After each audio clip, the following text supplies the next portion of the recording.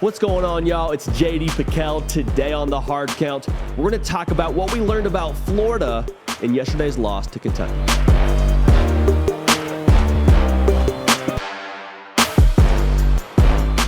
Welcome into the Hard Count, the people show for every single thing that you know and that you love about college football. It happens here on a daily basis. Nick Brake does the heavy lifting. You can help drive the show by subscribing to the channel. We are available on podcast, wherever you get them.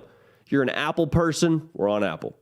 You prefer Spotify and you think Apple is not as good, we're on Spotify. Wherever you get your podcast, you can find the Hard Count. We have our longer form show tonight. We're recapping week 2 in college football, reacting to some crazy things that went on. You can go ahead and watch that on YouTube tonight. You can also listen to it on podcast tomorrow morning. Nick Brake, again, doing all the heavy lifting, making that happen. I want to talk about Florida. I know they lost to Kentucky. We're going to break that game down tonight, but Florida specifically is a fascinating case study and a great example of the week 1 to week 2 sample sizes. Because after week 1, they jumped up to number 12 in the poll. And we were all saying, Florida's this, Florida's that. Anthony Richardson is the man. He still is the man. But last night, we didn't see that from him. And I don't know that's a commentary quite as much on AR as I think it is on Florida. Because that was one of our keys to this game was what happens if AR just doesn't have the juice like he did against Utah? What happens if he's not running for 100 yards and 3 touchdowns? What happens if maybe he's not able to create that same kind of magic? Do you have something else offensively? Do you have something else to be as effective to still win the game? And they played a good Kentucky team. They played a real good Kentucky team. Will Levis, a lot of people's first quarterback off the board. I don't know if I see that, but he did a good job last night. And Kentucky had a great game plan for him to be effective. Again, we'll talk about that more tonight. But for Florida, I don't know if you necessarily are hitting the panic button. Because, again, from week 1 to week 2, I think you just saw the potential of your team. And then you also saw where there's some opportunity for improvement. Because, folks, it is still Billy Napier's first year at Florida. It's AR's first season as the guy at Florida. There's a lot of guys in this program, it's their first season at Florida. Montreal Johnson, it's his first season at Florida. There's a lot of newness at Florida. And so to be able to win a game like you did against Utah shows, hey, we can do this. When we're on our game, when we're at our best, when it's our night, we're rolling. We're a tough team to beat. And then you look at this game against Kentucky and you say, all right, that shows the inexperience. That shows the newness we're still trying to work out of ourselves. The pieces that still need to sort of come together and develop. Because without your fastball and AR, I need the run game to pick it up a little bit more. And there was a drive towards the end of the first half where Florida was able to make something happen on the ground. But outside of that, you take away that long run from Montreal Johnson, it was a pretty pedestrian day on the ground for Florida. And then, okay, you say, all right, well, run game's not working. That's okay. Good teams got to find a way to win ugly. How about the receivers? Can the receivers win their one-on-one matchups? Even more so, can AR hit them when they do win their one-on-one matchups? And I think we got, I don't want to say exposed, but I think we got to see just how much ground there is still to make up for AR as a passer. And honestly, for this receiver group to continue to progress. Because we saw AR really just throw a lot of line drives. And I haven't seen enough of AR behind closed doors in practice to say he doesn't have any touch in his game, but we didn't see a lot of touch last night. To that same token, we didn't see a lot of receivers outside of Ricky Pearsall for Florida win a ton of one-on-one matchups last night. They weren't able to ever really get on the same page and get synced up.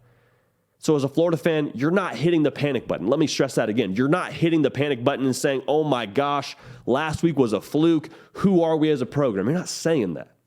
You're saying, okay, that was a great win a week ago against a top 10 team. And Utah really should at least contend for a Pac-12 title. Utah could very well still find themselves in that college football playoff conversation come selection day. And we beat them. We know we got it. We know we got some juice. But then you look at this game and say, there's so much we still have to improve on. There's so much that we still have to be able to do from game to game. because that was one thing that I was fascinated by across the college football landscape yesterday was the letdown from different teams when they had a big game the week before. Look at Notre Dame. Gave Ohio State all they could handle in Columbus and then lose to Marshall. I don't know that you necessarily comp Kentucky and Marshall, but I'm just saying for Florida to have a big game the week before and then to have a letdown or a step back at least in production and performance against Kentucky at home no less, that shows me, okay, it's not that we don't have it under the hood. It's that we haven't figured out how to win consistently just yet. We haven't figured out our way of doing things from game in to game out. Because AR, again, is going to just win a lot of games for you. Straight up. There's going to be a lot of games like Utah where AR just says, I'm him today, I'm taking over. Wasn't the case last night. Kentucky made him uncomfortable. Kentucky took away a lot of their stuff in the passing and the running game for their running back. Kentucky said, AR, you're going to be the one that beat us. You're going to have to be the guy that beat us. And credit Kentucky, wasn't able to get it done last night. So all that's to say, don't freak out just yet in Gainesville. Don't freak out just yet. I still think they're an 8-9 win football team. Obviously, I've been wrong before.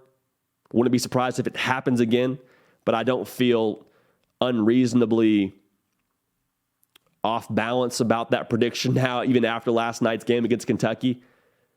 Florida's going to be okay. This season, yes, but down the road, with what Billy Napier is building within this program, with how he's going to recruit, with the resources they're now committing to the football program and facilities and recruiting and all this, they're going to be fine. One game doesn't define anything, much like it didn't define anything last week when you beat a top 10 team in the country. It's week 2. So I'll take a deep breath. Good exhale. It's going to be all right. Would you have liked to beat Kentucky last night? Absolutely. Do you have to mail it in now after not doing that? By no stretch of the imagination is that the case. So we're going to watch Florida. We're going to watch what they do the rest of the year. I think AR still has a long way to progress. I think he will continue to progress as a passer, and I'm excited to see what they do. Can't wait for it. So that's it for us here on The Hard Count. Appreciate you tuning in. Subscribe to the channel. Follow me on Twitter and Instagram at JD Pickell. Again, we are on podcast. Go and check us out wherever you get your podcasts. In addition to that, we are on long form style tonight. So subscribe to the channel, hit those bell notifications so you don't miss it as we go on air and recap the wild Saturday that was week 2 in college football. We're going to keep the party rolling. We will see y'all next time. Subscribe to the channel here to make sure you don't miss an episode of The Hard Count. Also be sure to check out other videos on the On3 YouTube channel.